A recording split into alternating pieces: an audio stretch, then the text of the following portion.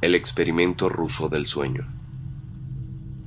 Investigadores rusos, a finales de los años 40, mantuvieron a 5 personas despiertas por 15 días, utilizando un estimulante basado en gas. Los tuvieron encerrados en un ambiente sellado para monitorear cuidadosamente el uso de oxígeno, para que el gas no los matase debido a las altas concentraciones. Esto fue antes de que existiera el circuito cerrado, por lo que tuvieron que usar micrófonos y ventanas con grosor de 5 pulgadas para monitorearlos. El cuarto estaba lleno de libros, cobijas para dormir, pero ninguna cama, agua corriente, baño y la suficiente cantidad de comida para que los 5 sobrevivieran por un mes. Los sujetos de prueba eran prisioneros políticos y de guerra declarados enemigos del Estado durante la Segunda Guerra Mundial. Todo estuvo bien por los primeros 5 días. Los sujetos rara vez se quejaban, después de que, falsamente, se les había prometido su libertad si aceptaban tomar parte de la prueba y no dormir por 30 días. Sus conversaciones y actividades fueron monitoreadas, y los científicos notaron que conforme pasaba el tiempo, ellos hablaban sobre incidentes traumáticos de su pasado. Después de 5 días, se empezaron a quejar de las circunstancias y eventos que los llevaron a donde estaban, y empezaron a demostrar paranoia severa. Dejaron de hablar entre ellos, y comenzaron a murmurar de manera alterna en los micrófonos. De manera extraña, todos parecían creer que podían ganar la confianza de sus captores si traicionaban a sus camaradas. En un principio, se creyó que esto era un efecto del gas. Después de 9 días, el primero de ellos empezó a gritar. Corría por todo el cuarto gritando repetidamente por 3 horas seguidas. Después trató de continuar gritando, pero solo podía dar un grito ocasional. Los científicos postularon que físicamente se había destrozado las cuerdas vocales. La parte más sorprendente de este comportamiento fue cómo sus compañeros reaccionaron a esto, o mejor dicho, cómo no reaccionaron. Continuaban murmurando en los micrófonos hasta que el segundo de los prisioneros comenzó a gritar. 2 de los prisioneros que no gritaban tomaron los libros y los llenaron página tras página de sus propias heces y de manera calmada los pusieron sobre las ventanas del cuarto. Los gritos cesaron de repente, al igual que los murmullos en los micrófonos. Pasaron otros 3 días. Los investigadores chequeaban los micrófonos constantemente para asegurarse de que trabajaban, porque creían que era imposible no escuchar sonidos con 5 personas dentro. El consumo de oxígeno indicaba que los 5 debían seguir vivos. De hecho, el consumo de oxígeno era el necesario para 5 personas que hacían ejercicio extenuante. En la mañana del 14º día, los investigadores hicieron algo que no debían hacer. Para llamar la atención de los prisioneros, utilizaron el intercom dentro del cuarto, esperando provocar respuestas de los prisioneros, pues temían que estuviesen muertos o en estado vegetal. Anunciaron: abriremos el cuarto para probar los micrófonos. Aléjense de las puertas y acuéstense con las manos atrás en el piso o se les disparará.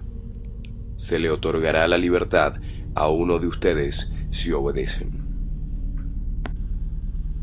Para su sorpresa, escucharon solo una frase con voz calmada: no queremos ser liberados.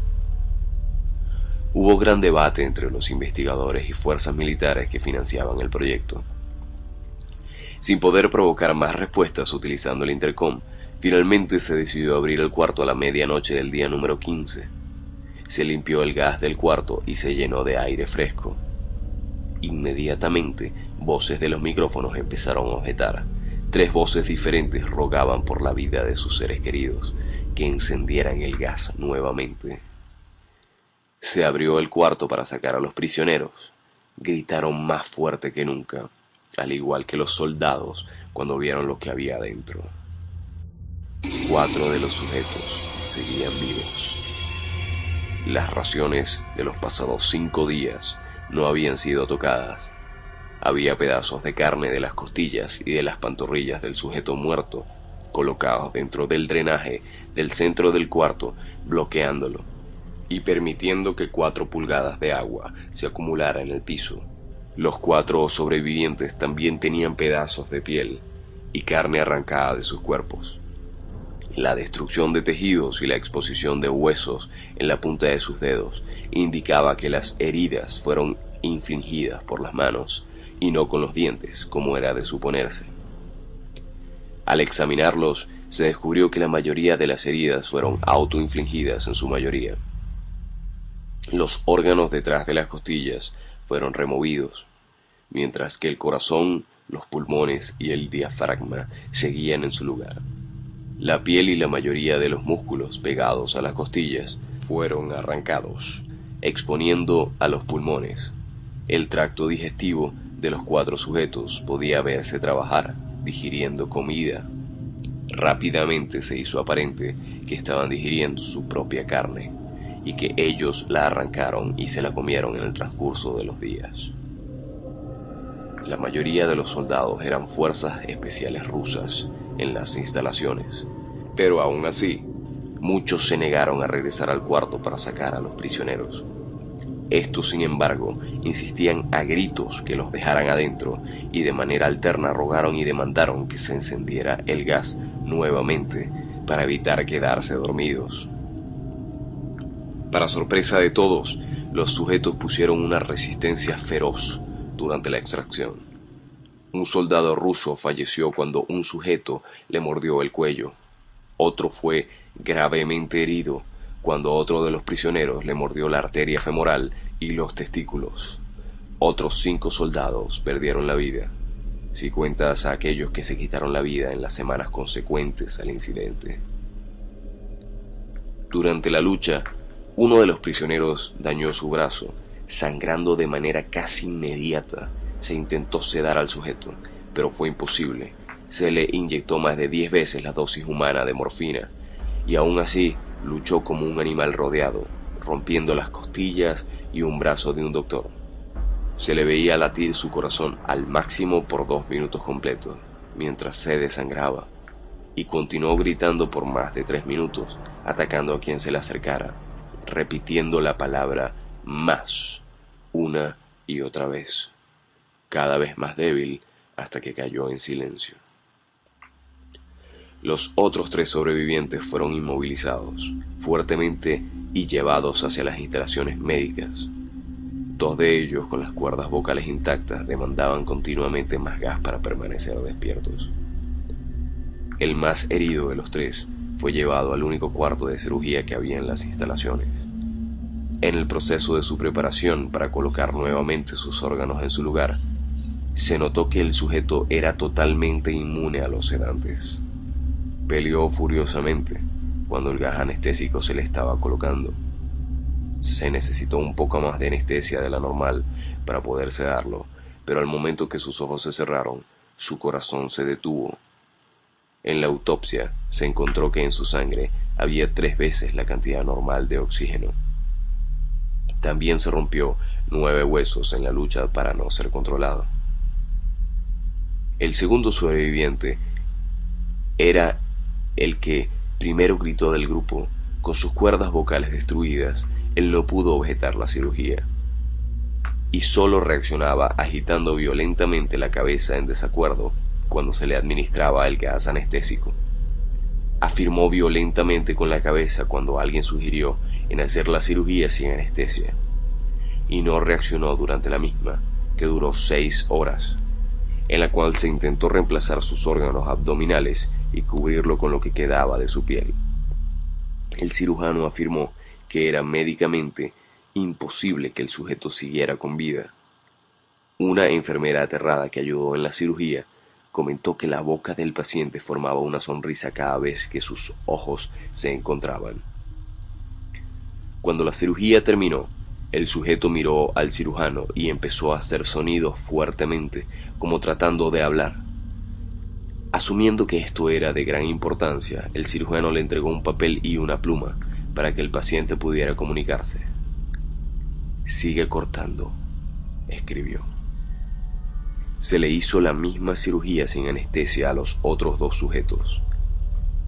Se les tuvo que inyectar un paralítico, pues ellos reían constantemente y le era imposible realizar la operación así al cirujano. Una vez paralizados, solo podían interactuar con sus ojos. En el momento en que pudieron hablar nuevamente, exigieron una vez más el gas estimulante. Los investigadores trataron de averiguar por qué se lastimaron de esa forma así y por qué querían el gas nuevamente. La única respuesta fue: debo permanecer despierto. Se reforzaron a los 3 sujetos y los devolvieron al cuarto, para la espera de su destino. Los investigadores, enfrentando la furia de sus benefactores militares por haber fallado las metas del proyecto, consideraron dar eutanasia a los prisioneros. El comandante, un ex KGB, vio potencial en el proyecto y en su lugar decidió ver qué pasaría si ponían el gas nuevamente. Los científicos se negaron rotundamente, pero al final tuvieron que aceptar. En preparación para ser sellados nuevamente en el cuarto, los prisioneros fueron conectados a un monitor EEG.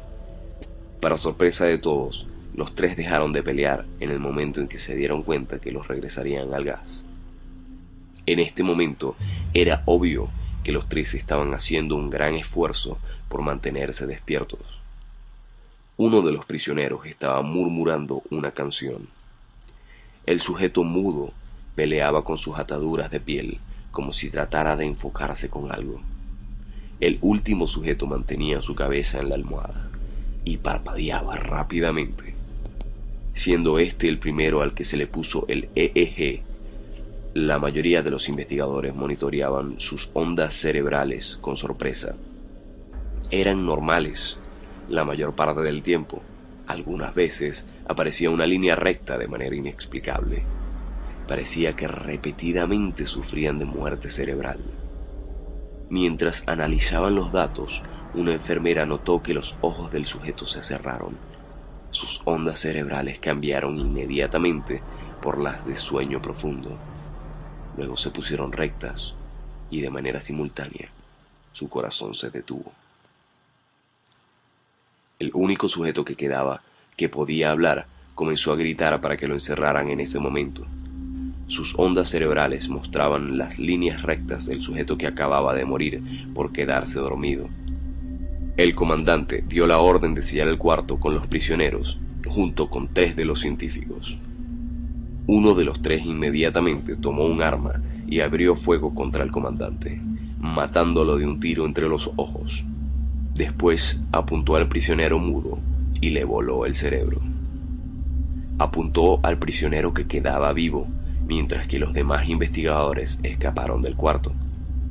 «No me encerrarán con estas cosas, no contigo», le gritaba al prisionero que estaba atado al camastro.